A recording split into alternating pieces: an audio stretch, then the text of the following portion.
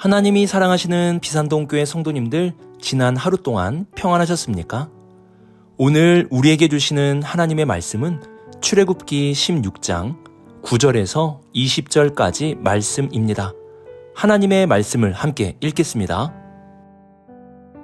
모세가 또 아론에게 이르되 이스라엘 자손의 온 회중에게 말하기를 여호와께 가까이 나아오라.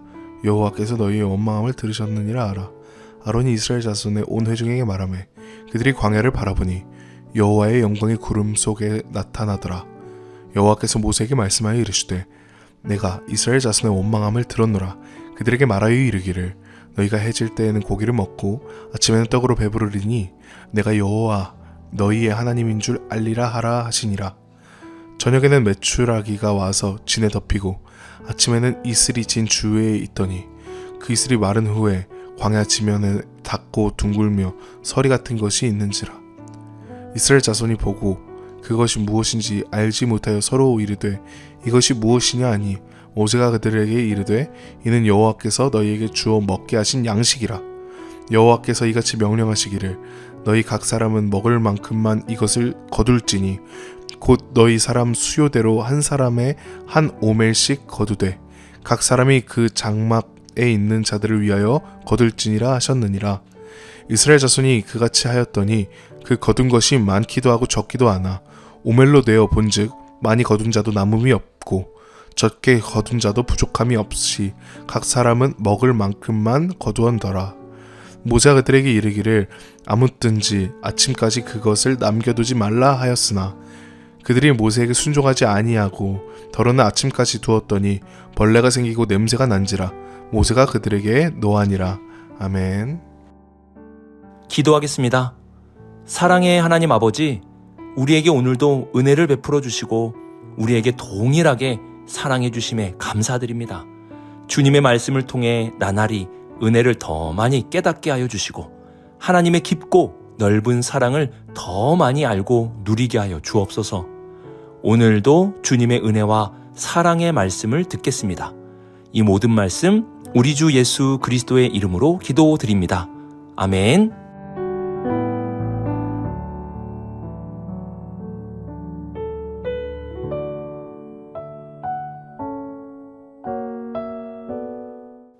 (9절) 하반절을 보시면 여호와께서 너희의 원망함을 들으셨느니라고 말씀합니다. 모세는 하나님께서 이스라엘 백성들이 원망하는 소리를 들으셨다는 사실을 알려줍니다.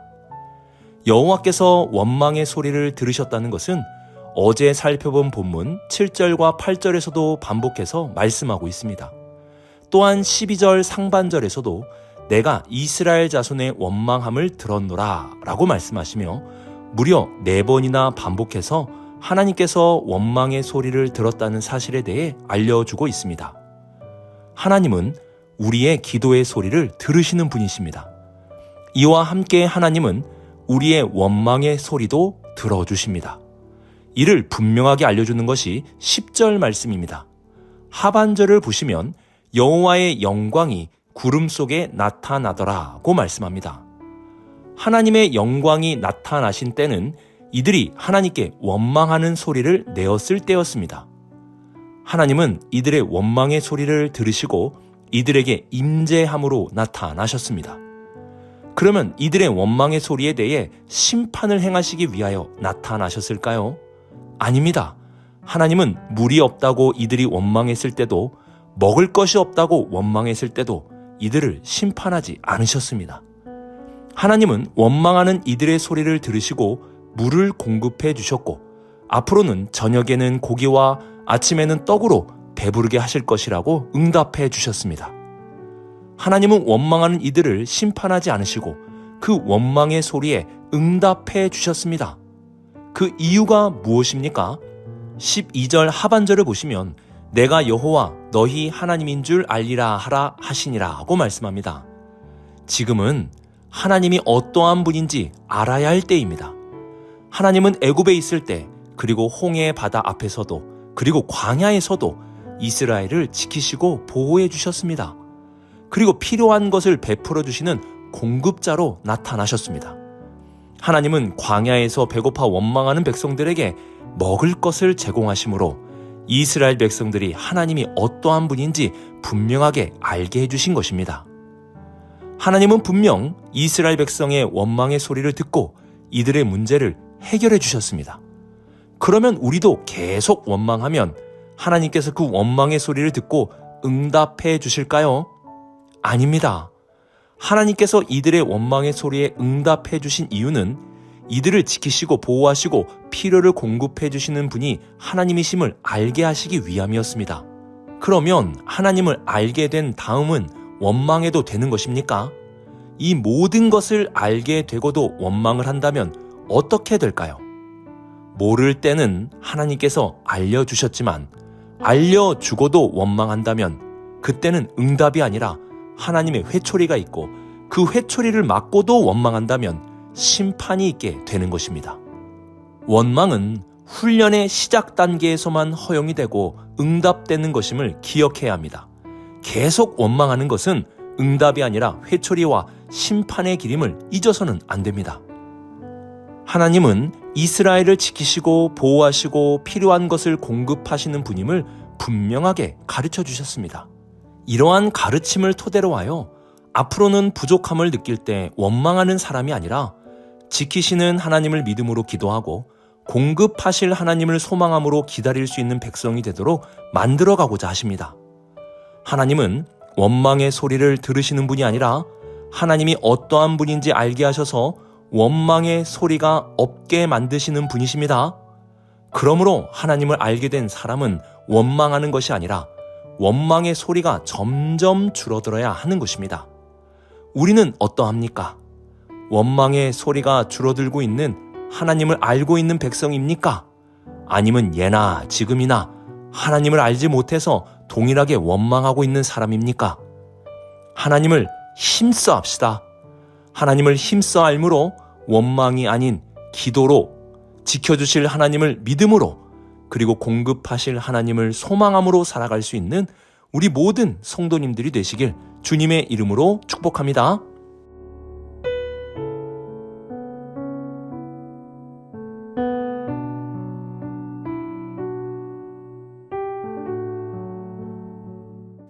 하나님은 원망하는 이스라엘 백성들에게 만나와 메추라기를 베풀어 주십니다. 몇몇 학자들은 광야에서 만나와 메추라기가 자연적으로 발생할 수 있다는 것을 입증하기 위해 이런저런 다양한 해석들을 하게 되는 것을 보게 됩니다. 하지만 만나와 메추라기는 자연적으로 발생한 것이 아니라 하나님의 전적인 능력과 은혜로 주어진 것입니다. 예를 들면 13절 상반절 보시면 저녁에는 메추라기가 와서 진에 덮이고 라고 말씀합니다. 여기서 와서라는 말은 자연적으로 왔다는 뜻이 아니라 어디서 왔는지 알지 못하고 예상치 못하게 왔다는 뜻입니다. 그리고 덮이고 라는 말씀은 하나님의 은혜를 상징할 때 표현하는 단어입니다. 또한 이스라엘 백성들이 만나를 보고 이러한 말을 하였는데요. 15절 중반절 보시면 이것이 무엇이냐 라고 말합니다. 이를 히브리어로 만후라고 합니다. 그래서 만나라는 말은 만후라는 말에서 나왔다고 말합니다. 이들은 광야 그 어디에서도 맛보지 못한 것을 먹게 된 것입니다. 그래서 만후, 이것이 무엇이냐라고 말한 것입니다. 이처럼 하나님은 이들에게 기적적으로 만나와 메추라기를 은혜로 베풀어 주신 것입니다. 이러한 은혜의 공급에 대한 말씀을 하시고 하나님은 이들에게 마음껏 먹으라고 하시는 것이 아니라 한 사람당 한 오멜만큼만 거두라고 말씀하십니다. 한 오멜이라는 양은 약 2.3리터인데요. 그 양은 1인분을 뜻하는 것입니다. 은혜로 주셨으면 마음껏 먹게 둬야 한다고 생각할 수 있지만 하나님은 은혜로 주시고 그 은혜에 맞는 행동을 요구하십니다. 이를 은혜와 책임이라고 말합니다. 하나님은 하나님의 백성을 은혜로 구원하시고 마음대로 살라고 하지 않으십니다. 하나님의 백성답게 살라고 말씀하십니다. 그래서 은혜는 책임이 따르는 것입니다. 은혜만 받고 끝나는 것이 아니라 은혜 받은 자답게 살아가는 삶이 그 책임감이 있어야 하는 것입니다. 에베소서 5장 8절에 이렇게 말씀하고 있습니다.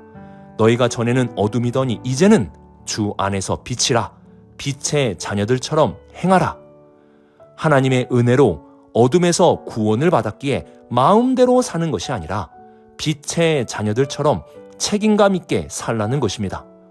은혜만 받고 책임이 없는 삶이 아니라 은혜 받은 자답게 그 은혜에 대한 책임감을 가지고 살아갈 수 있는 우리 모든 성도님들이 될 수 있기를 주님의 이름으로 축복합니다.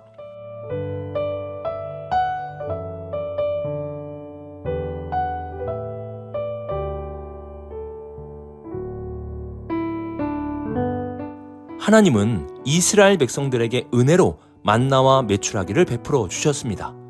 그리고 그들에게 책임 있는 행동을 요구하시는데요. 그 책임 있는 행동은 무엇일까요? 첫 번째로는 먹을 만큼만 거두며 사는 것입니다. 어제도 말씀드린 바와 같이 먹을 만큼은 욕심을 부리지 않는 삶을 의미합니다. 은혜 받은 자는 욕심을 부리지 않는 책임감 있는 행동을 해야 합니다. 욕심은 늘 부족함에서 생기는 것입니다. 하지만 하나님의 은혜는 충만하고 부족하지 않기에 욕심을 사라지게 할 수 있는 것입니다.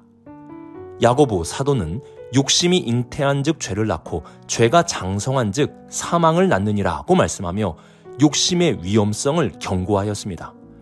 예수님도 욕심이 들어오면 하나님의 말씀을 막아 결실하지 못하게 한다고 말씀하셨습니다. 욕심은 사망에 이르게 하고 하나님의 말씀을 듣지 못하고 막아 결실치 못하게 하는 것입니다.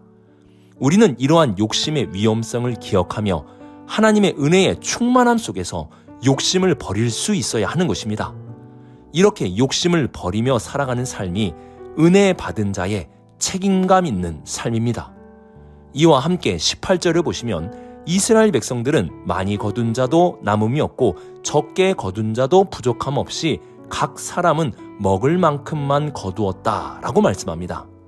이 말씀은 이스라엘 백성들이 모두 균등하게 만나를 거두었다는 뜻입니다. 하나님은 모든 사람들이 균등하게 살길 원하십니다. 그래서 광야에서 주신 만나는 하나님이 베푸신 균등함의 은혜였습니다. 하나님의 백성은 하나님의 이러한 마음을 깨닫고 균등함을 이루기 위해 힘써야 하는 것입니다. 그러면 어떻게 균등함을 이룹니까? 많은 자는 적게 가지고 가고 적은 자는 많이 가지고 가게 하는 것입니다. 또한 많이 있는 자는 적은 자에게 나누어 주는 것입니다. 일한 만큼 먹고 일한 만큼 얻는 것이 우리가 사는 사회의 원리입니다. 이는 마땅한 것입니다. 일하지 않는 게으른 자에게 많은 것을 주어서는 안 됩니다. 그러나 하나님의 백성은 열심히 일하여 얻은 많은 것을 다 자기 자신만을 위해서 사용해서는 안 됩니다. 내가 열심히 일해 수고한 많은 것이 있다면 그것을 균등함을 위해 나눌 수 있는 사람이 되어야 하는 것입니다. 우리에게 베풀어 주신 하나님의 은혜에는 차별이 없습니다. 예수 그리스도의 십자가의 은혜를 보십시오. 그 은혜에 차별이 있습니까? 없습니다. 목사가 받은 은혜나 성도가 받은 은혜는 동일합니다.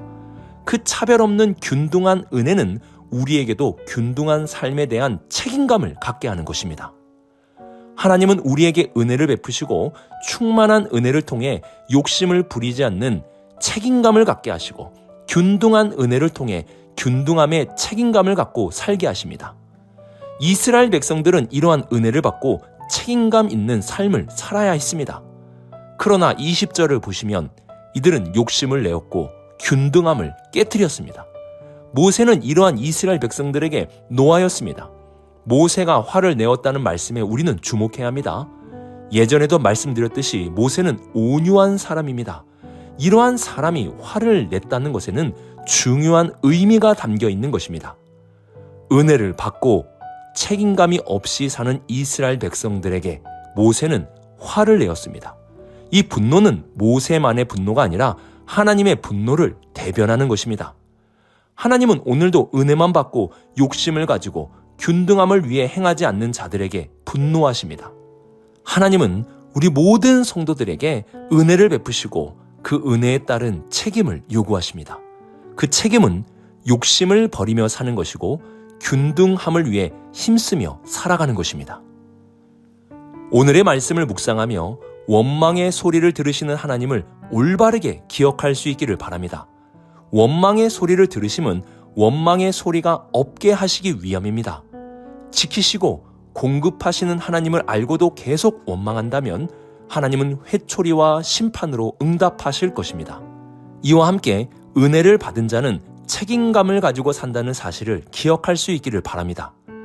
은혜 받은 자는 그 은혜가 충만하기에 욕심을 버리고 하나님의 은혜가 균등하기에 균등함을 위하여 책임감 있게 살아가야 합니다. 오늘 하루도 우리에게 베풀어 주신 은혜를 기억하며 욕심을 버리고 내 것을 누군가에게 나누어 주며 살아갈 수 있는 우리 모든 성도님들이 되시길 주님의 이름으로 축복합니다. 기도하겠습니다.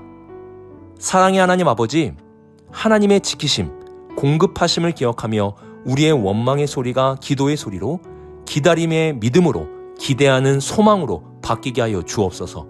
우리에게 은혜를 베푸시는 하나님을 기억하며 은혜에 따른 책임감 있는 삶을 살게 하여 주옵소서.